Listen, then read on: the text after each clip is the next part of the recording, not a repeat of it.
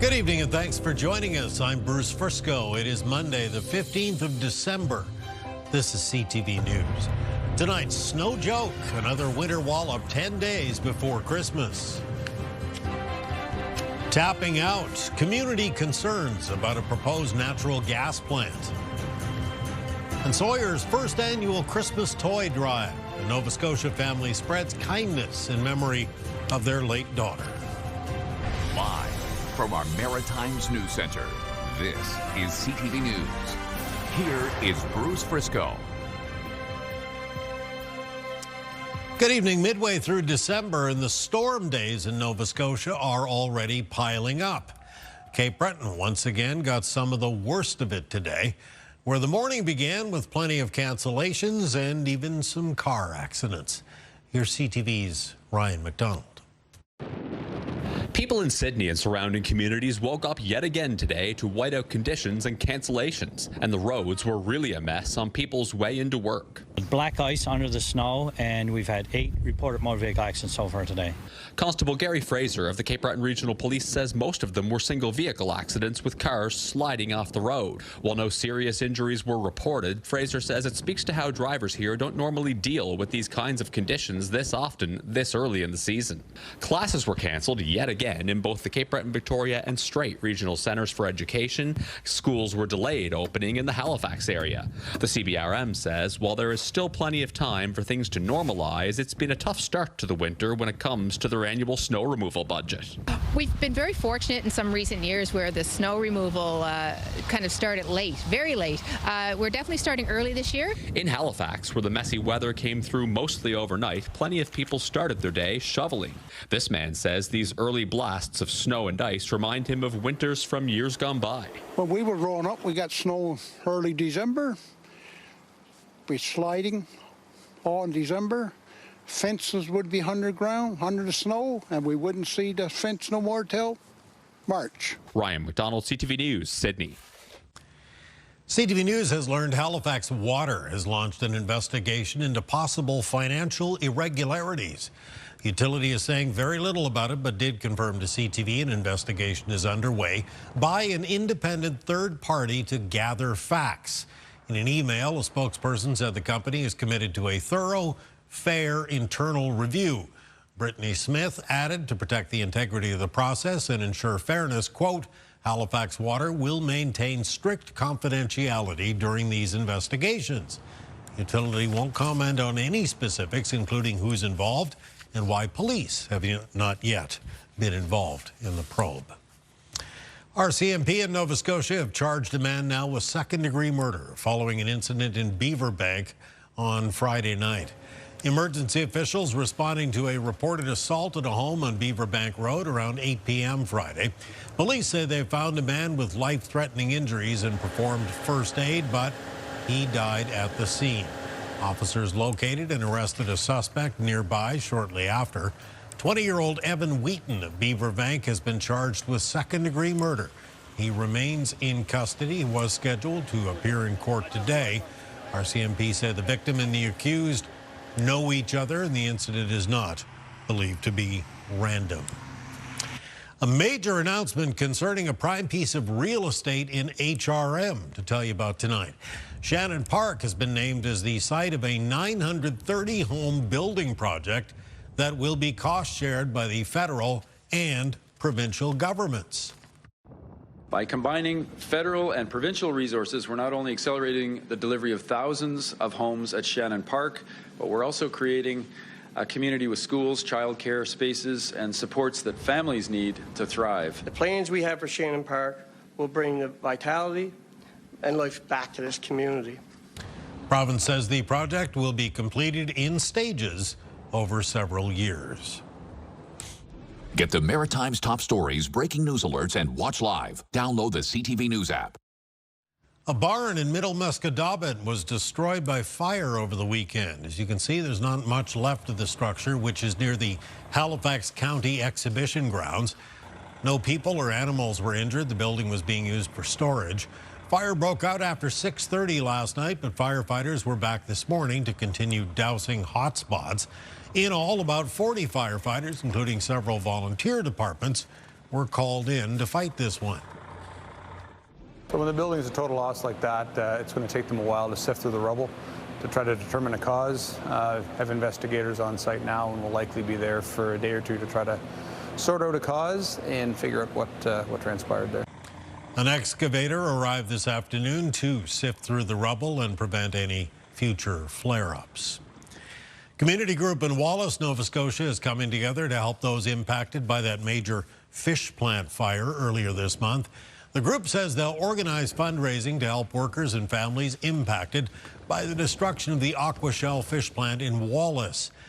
Details are still being worked out, but organizers say the fund will help local workers who, although about to be laid off for the end of the season, lost vehicles and other personal effects in the fire. It's not known when employment at a new plant would start. New Brunswick is spending more than $2.5 million to support 50 communities with their plans to combat wildfires in the future. The money comes from a larger $40 million announcement made earlier in February of this year to improve wildfire preparedness. The cash includes federal money. The funding will go toward creating strategic frameworks tailored to community-specific challenges with wildfires. The Natural Resources Minister points out the impact it can have when fires get close to homes, like they did this past summer with the Irishtown blaze.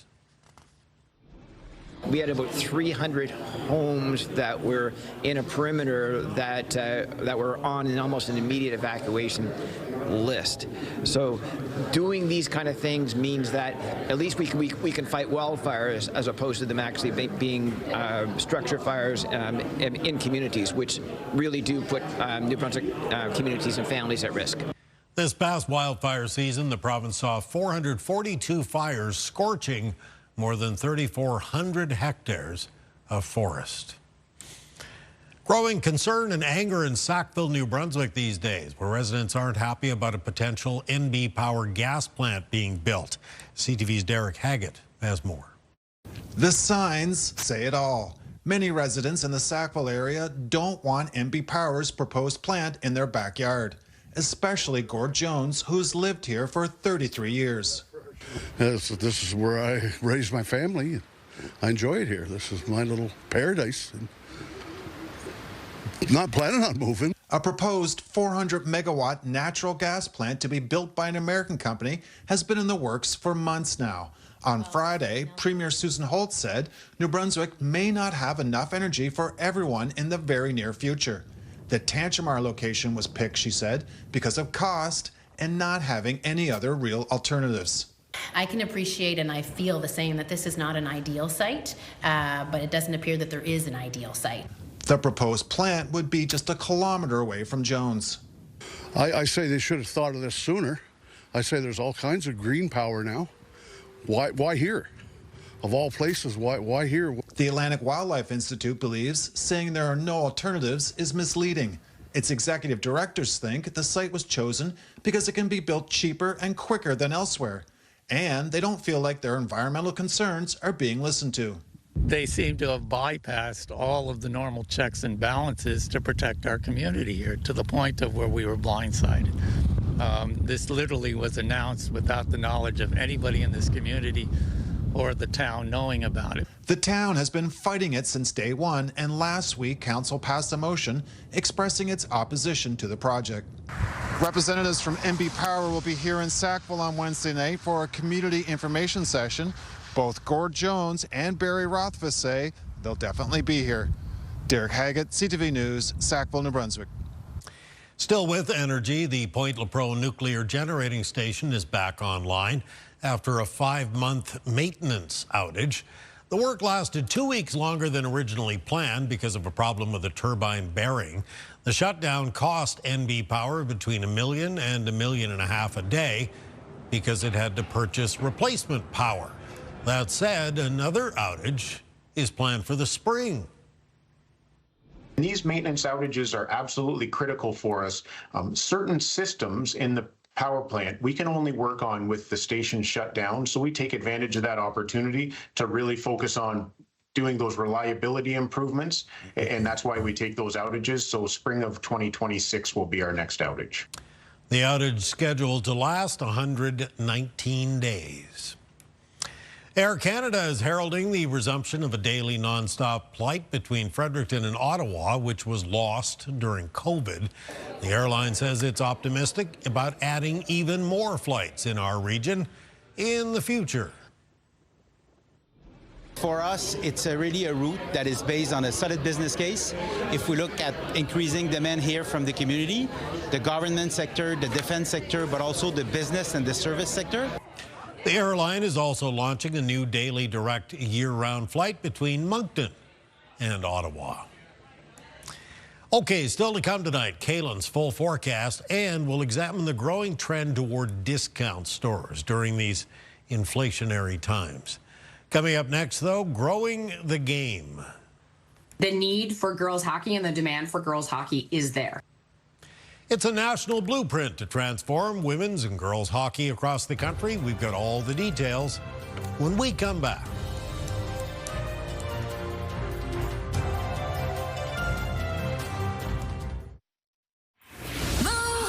Mornings with Aaron and Peter. How far did you go for a taste of home? Tomorrow at 7. And it's your last week to pick up all the keywords to win $20,000. First keyword tomorrow at 6. So, Hockey Canada has unveiled a national blueprint aimed at transforming the women's and girls hockey game right across the country. It comes with an ambitious goal of seeing 170,000 players registered by 2030 and putting more women in leadership positions like head coach. CTV's Jesse Thomas has more. Hockey Canada released its Rise as One report, a focus on the women's game with 14 national recommendations to grow and improve the sport from the grassroots to the highest levels. The need for girls hockey and the demand for girls hockey is there. What we are saying is we just can't just expect year over year. We have to make dramatic changes in order to continue to blow through these type of goals. At its core, the report calls for a national standardized youth development program with stronger national oversight. Nova Scotia's Corey Chevry has seen the game from every angle as a player at St. Mary's University and now as a coach with the women's national team and as head coach of the Montreal Victoire in the PWHL. I think we still continue to see growth in the women's game across the country. And, you know, being from the Maritimes and the Atlantic provinces, we're seeing growth there as well, not only with players, but coaches, officiating and bench staff. The blueprint is pushing to grow leadership opportunities for women in the sport while also giving girls the same chances as boys to get on the ice and develop their skills. Well, there wasn't really any just for girls organizations. It was mostly girls would just play on boys' teams. St. Mary's forward Jill Duggan is in the final stretch of her university hockey career. She grew up playing competitive hockey with the boys until she was 13. I honestly wouldn't change anything. Across the country, 115,000 girls were registered in minor hockey last year. By 2030, Hockey Canada wants that number to climb past 170,000. Dugan has seen the sport evolve, and putting the women's game in the spotlight will help. When I was younger, I looked up to girls on the Canadian team, but now they have an actual league. The PWHL is coming to Halifax on Wednesday with Montreal taking on Toronto. It's a chance to see the best in the world. It's just going to open the eyes. It's going to set dreams higher. It's going to really push the boundaries of what is possible in the Maritimes. Jesse Thomas, CTV News, Halifax. Okay, thank you, Jesse. Time for a quick little break. When we return, it's your complete maritime weather forecast. Certainly feels like winter around here, and lots of folks out enjoying the Amera Oval on this windy Monday night. First day open. Kaylin's forecast is next.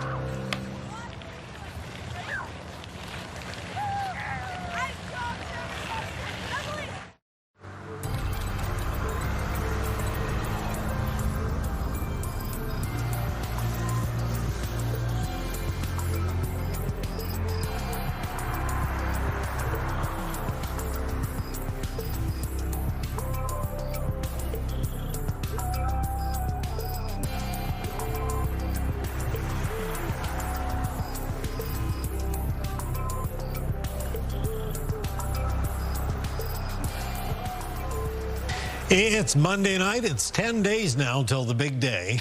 And I guess Santa came early and brought a lot of snow for all of us. Yeah, now for some areas, though, the snow doesn't look like it's going to be sticking around. We do have some temperatures that are turning slightly milder over the next couple of days, so there'll be some melt because of that. And the next weather system arriving on Friday right now for the Maritimes, and the extended forecast looks like it's going to be more rainy and windy than anything else. Now, the start of this week, of course, was off to a snowy and windy start as we had a developing storm system move up and past the Atlantic coastline of Nova Scotia, made its way in towards Newfoundland. Did bring about some general snowfall amounts of between 5 and 20 centimeters of snow for Nova Scotia and eastern parts of PEI. There were even a few reports in the east of Nova Scotia, some totals in excess of 20 centimeters. And around the north shore of Nova Scotia, parts of eastern Prince Edward Island, so Kings County and Inverness and Victoria counties as we move through tonight. There continues to be some flurries and snow squalls coming in a northwest wind off the Gulf of St. Lawrence to the Northumberland Strait. Now, that will continue into Tuesday morning, but then moving from Tuesday morning into Tuesday afternoon, those snow squalls should be coming to an end. Other parts of the Maritimes on Tuesday can generally expect a mix of sun and cloud, though there are likely to be some isolated flurries in other parts of Nova Scotia. This is a snowfall outlook all the way through Tuesday up until around 6 p.m., and you can see that additional flurries, in most cases, it'll be trace amounts up to around a few centimeters locally, and then you can see the higher amounts popping a little bit around the north shore of Nova Scotia into Inverness and Victoria counties and possibly even parts of Kings County. That would be because of the snow squalls, again, that are around for tonight into the start of the day for tomorrow. So there's still a winter storm warning in effect for parts of Inverness and Victoria counties in Cape Breton because of the windy conditions, the potential for additional snow in those squalls, and snow squall watches out for Kings County and Prince Edward Island, Pictou and Antigonish County for mainland Nova Scotia. Now, winds in the forecast for tomorrow become westerly. They do diminish from where they were today. They will still be breezy, though, on Tuesday with gusts up between 20 and 40. It's a cold night across the Maritime region. Low temperatures in New Brunswick falling into range around -10 to -15, down to around -8 tonight for Prince Edward Island, and most of the low temperatures for Nova Scotia tonight between around -11 and -5. Taking a look at the forecast for tomorrow in the north of New Brunswick, high temperatures between -4 and -7 with central and southern parts of that province, with high temperatures tomorrow between -4 and -1. Prince Edward Island on Tuesday, cold day, still got a breezy west wind. The high temperatures for most communities be around -4, -5.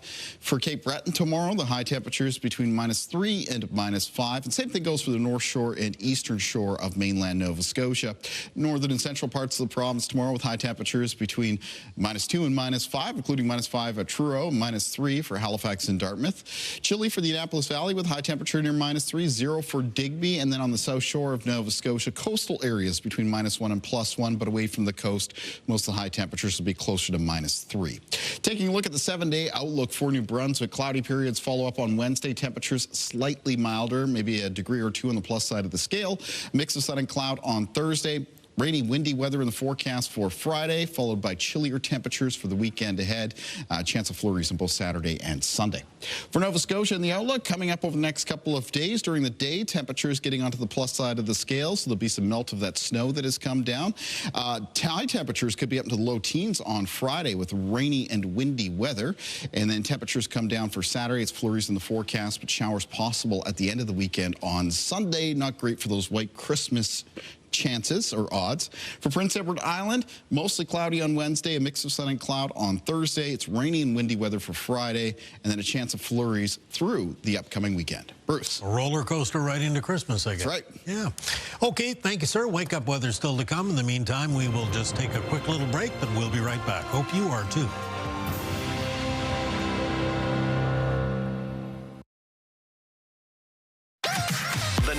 #1 morning show in Halifax. Turk, Megan, and Amateur Alex. And home to the biggest artists. Halifax's #1 hit music station. 101.3 Virgin Radio.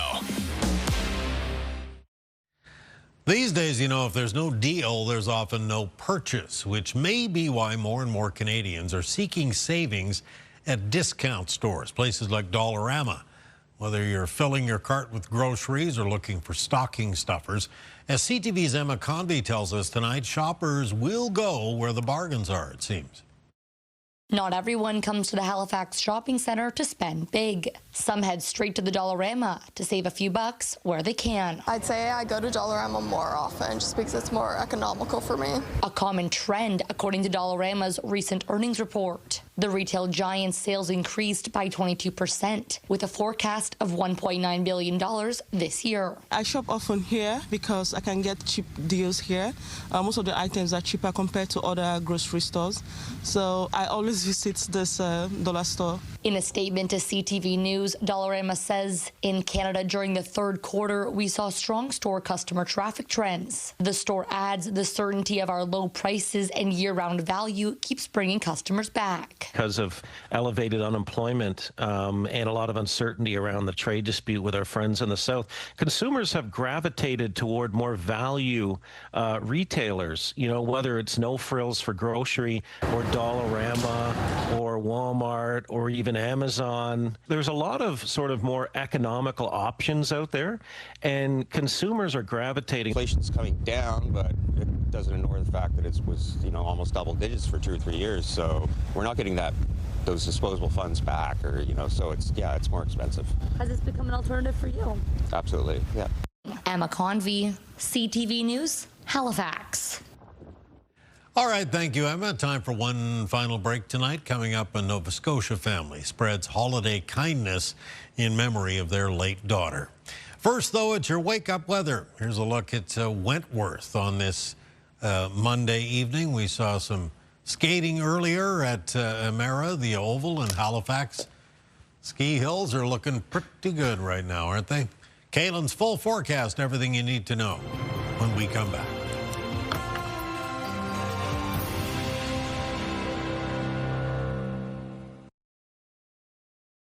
Tuesday morning, we'll kick it off with a look at the wake-up weather, and I guess we still need the parka in the morning. Oh, for sure. It's going to be a cold Tuesday morning around the Maritimes. Here's a look at morning temperatures. You can see that for most communities, you'll be starting off the day several degrees below the freezing mark or down into the minus teens. Wind is still going to be a little bit of a factor as well out of the west for tomorrow, with some gusts between 20 and 40 kilometers per hour throughout the day. There will still be a risk of some snow squalls in eastern Nova Scotia in the morning, but that situation should improve into the afternoon. Other parts of the Maritimes, mostly a mix of sun and cloud. Bruce. All right, thank you, Kaylin. Well, a special drop-off was made at the IWK today. CTV's Mike Lamb was there for the delivery, honoring a former patient at the health center.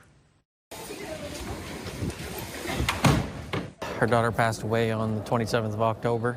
We just said, well, let's do something for her. My wife came up with the idea, let's start a toy drive. And over the last month of doing it, everybody's been delivering and us picking up, and it just turned out more than what we expected. We'll start our stuffy bit. Our inspiration was for our little girl. She was very good at catching people's hearts, and it definitely showed from our toy drive. Just posted on Facebook. We made flyers, passed them around to local businesses. Everybody donated pretty well at where we took them. My wife set up an online wish list on Amazon, and packages just kept coming to our house. So you can't even imagine how it makes you feel knowing that everybody thought of her, thought of us. We will use this donation for what we call Operation Snowpile, and it's a way that we support families while they're in hospital to help them keep things normal and to alleviate them from having to worry about Christmas lists and getting out shopping and making sure that all the normal things happen while they're here in hospital. So we're really grateful. I mean, it's so wonderful that we have these people in the community that are thinking of the kids that are here in hospital and their families, and everyone is so touched when they get to witness some of these donations, seeing how much the community is doing for them. We're really grateful, and so are the patients and families. We've been in the IWK months and months over Sawyer's lifespan, and I've seen firsthand kids that are here and stuck in holidays. Why not try to make something a little brighter for somebody else? And Sawyer was like that. She took care of everybody else. She's very compassionate for being so young. And it's just nice to give back, to help. Everybody needs help. Beautiful story. Thanks for sharing. That is your late news for tonight. Just a reminder, if you joined us late or you'd like to take a closer look at anything you've seen, ctvnewsatlantic.ca. It's always your home for news. I'm Bruce Frisco. Thank you for staying up late with us tonight. Have a good evening. I sure hope to see you again tomorrow.